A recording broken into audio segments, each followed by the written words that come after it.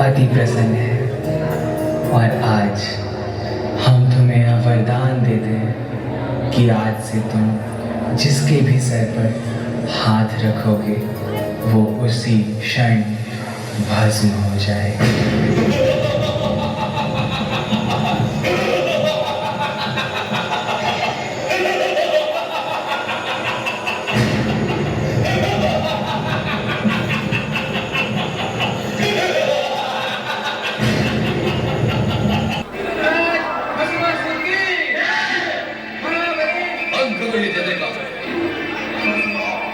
ये जयकार हमारे क्रोध को और भी भड़का देती है।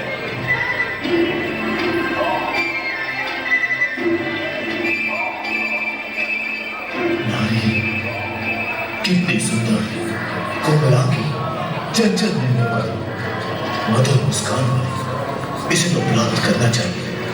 अब मैं जगत की सबसे सुंदर नारी को अपनी महारानी बनाऊंगा और ये जितने भी देवता ऋषि मुनि है इन सबको समाप्त करूंगा।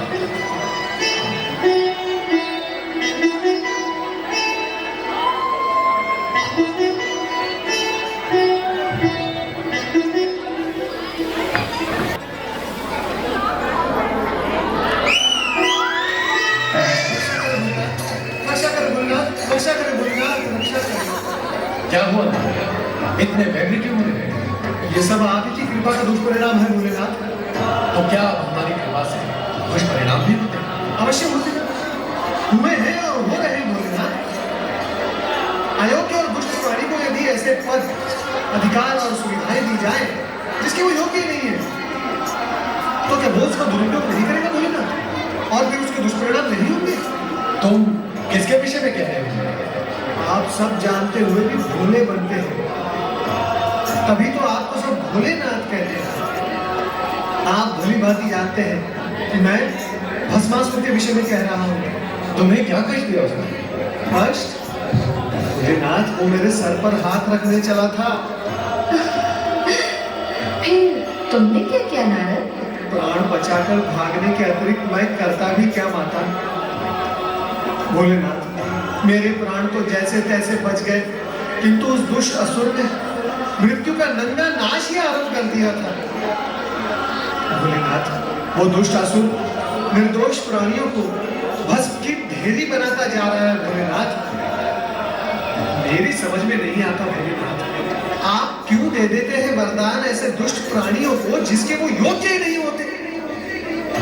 आपकी कृपा और वरदान का कितना अनुचित लाभ उठा लेते हैं ये दुष्टासुर। माता, भोलेनाथ, मुझे तो लगता है वो संपूर्ण सृष्टि में प्रलय ही मचा देगा। मैंने तो पहले ही कहा था कि ऐसा वरदान पाकर यह असुर उत्पात अवश्य करेगा। इस जगत में ऐसा कौन है जिसने वरदान, अधिकार, पद और सुविधाएं पाकर उत्पात न किया? सबके सब आप जैसे कल्याणकारी और भोले भंडारी तो है नहीं भोलेनाथ। पता नहीं क्या स्थिति होगी निर्दोष जन की। चिंता न करो, हम शीघ्र ही इस अनर्थ को रोक देंगे। भस्मासुर, तुरंत उपस्थित हो जाओ।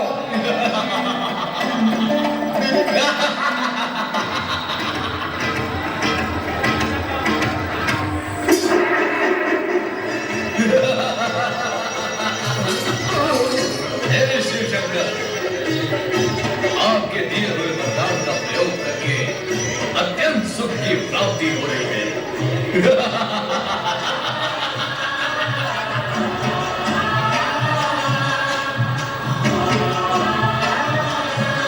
ये सुंदरी कौन है? मुझे इस प्रकार क्रोध से न देखो सुंदरी। क्रोध में तो तुम और भी अधिक सुंदर दिखाई देती हो। मैं ये सोचता था कि मैं अपने शत्रुओं को समाप्त करने के पश्चात जब इस त्रिलोक का सम्राट बन जाऊंगा तो मेरी सामर्थ्य करूंगा, परंतु तुम्हें देखने के पश्चात प्रश्न और सोच दोनों ही समाप्त हो गए। आओ मेरे पास आओ।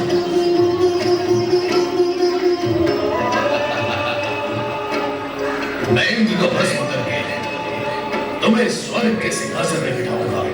दुष्ट भस्मासुर, पार्वती हमारी अर्धांगिनी है और तू हमारा सेवक, वो तुम्हारे माता समान है। इन पर कुदृष्टि डालने का परिणाम जानता है, हम तुम्हें इसी समय भस्म कर देंगे।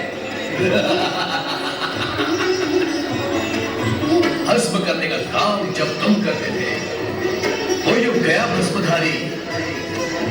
अब भस्म करने का कार्य मैं करता हूं। मैं इससे पहले कि तुम मुझे भस्म करो, मैं ही तुम्हें भस्म करके इस सुंदरी को अपना बना लेता हूं। वही रुक जा दुष्ट, प्रभु अपनी रक्षा करे।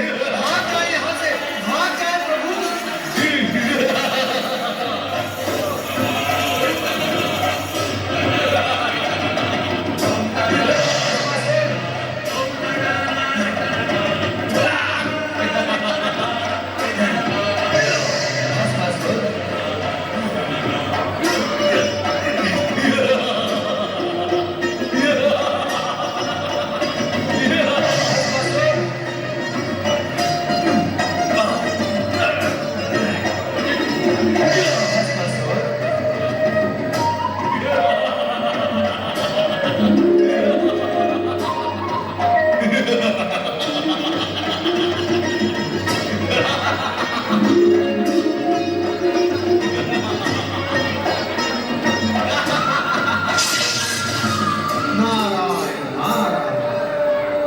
अयोग्य प्राणी को अधिक अधिकार देने का परिणाम सदा दुखदायी होता है। देवेश्वर, आप ही से वरदान पाया है और अब आप ही को भस्म करने पर तुला हुआ है ये दुष्ट प्राणी। नारायण नारायण, अब तो मुझे ही कुछ उपाय करना होगा।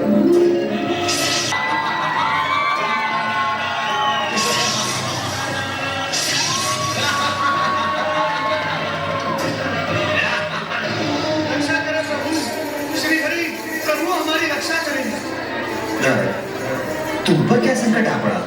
नारद, आज तुम्हें रक्षा की आवश्यकता कैसे आन पड़ी? तुम तो संपूर्ण जगत की रक्षा की चिंता किया करते हो। माता, चिंता तो आज भी है, किंतु जगत की नहीं, जगत पिता की। अर्थात? श्री हरि, भस्मासुर को वरदान देकर भगवान भोलेनाथ स्वयं संकट में पड़ गए हैं। वो दुष्ट भस्मासुर भगवान भोलेनाथ के सिर पर हाथ रखकर उन्हें भस्म करना चाहता है। पर नारद, ये भी तो शिव लीला ही है। शिव लीला? श्री हरि, ये कैसी शिव लीला है जिससे प्राण संकट में पड़ जाए? नारद, शिव ऐसी ही लीला करते हैं कि जगत के सारे प्राणी इस सत्य को जान और मान ले कि अयोग्य प्राणी को अधिक अधिकार और वरदान देने से जगत को दुष्परिणाम भोगने पड़ते हैं। किंतु इस समय तो आप उन्हें दुष्परिणाम भोगने से बचाएं। स्वामी, आपने सदा ही शिव पार्वती को संकटों और बाधाओं से उबारा है। आप शीघ्र ही उनकी सहायता करिए। वो तो करनी ही होगी। कहाँ है शिव शंकर? कहाँ है महादेव?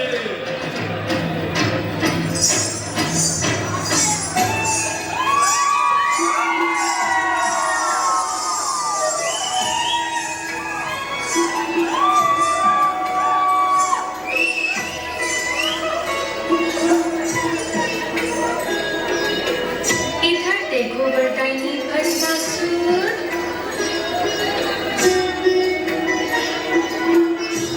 ध्यान से देखो।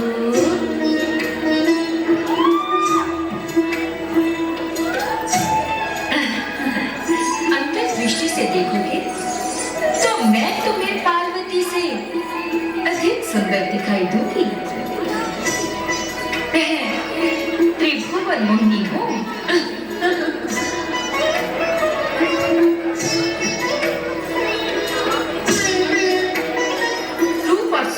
मेरी बराबरी करने वाली अन्य कोई सुंदरी इस जगत में नहीं है। मुझे अपनी महारानी बनाकर जगत का सर्वोत्तम सुख को भस्मासुर मुझसे विवाह करके भस्म करने के इस झंझट से सदा के लिए मुक्त हो जाओ। तुम तो अनुपम सुंदरी हो। मैं तुमसे अवश्य विवाह करूंगा, इसी समय विवाह करूंगा। मैं भी यही चाहती हूँ। और तुम भी यही चाहते हो।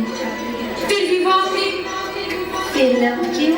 विलंब तो तुम कर रही हो सुंदरी, मैं तो तुम्हें पाने के लिए आतुर हूं। चलो विवाह करें। तनिक रुको भस्मासुर, हमारी कुलनीति ये है कि विवाह से पूर्व अपने कुल देवता के सम्मुख नृत्य गान करके उन्हें प्रसन्न करना पड़ता है, नहीं तो कुल देवता रुष्ट हो जाते हैं और विवाहित जीवन संकट में पड़ जाता है। नहीं नहीं, हमें संकट में नहीं पड़ना है। हम असुर तो दूसरों को संकट में डालते हैं। बताओ कौन है तुम्हारे कुल देवता और नृत्य कहाँ करना है सुंदरी? आओ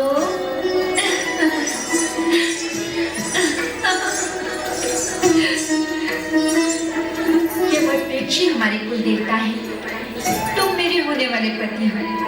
हमारी कुलनीति के अनुसार कुल देवता को प्रसन्न करने के लिए तुम्हें उसी भांति नृत्य करना होगा जैसे कि मैं करूंगी।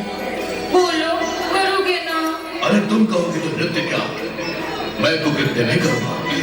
चलो शीघ्र नृत्य आरंभ करते हैं ताकि नृत्य करके हम शीघ्र विवाह कर सकें। तो चलो नृत्य गाना आरंभ करते हैं। क्या हुआ? रुक क्यों गए? मैं नृत्य तो कर सकता हूं परंतु गाना नहीं गा सकता। क्यों? मेरा कंठ बेसुरा है। यदि मैंने बेसुरा गीत गाया तो मेरे जाति वाले असुर ये समझकर यहाँ पर आ जाएंगे कि मैं उन्हें पुकार रहा हूँ। नहीं, मैं गाना नहीं गा सकता। अभी अभी तो कह रहे थे कि कुकृत्य भी कर सकते हो। कुकृत्य करना तो हमारा कुल धर्म है सुंदरी, परंतु मैं गीत नहीं गा सकता। तो ठीक है, तुम केवल नृत्य करना, किंतु उसी भांति जैसे कि मैं करूं। वैसा ही करूंगा। चलो शीघ्र नृत्य आरंभ करते हैं ताकि हम शीघ्र विवाह कर सकें।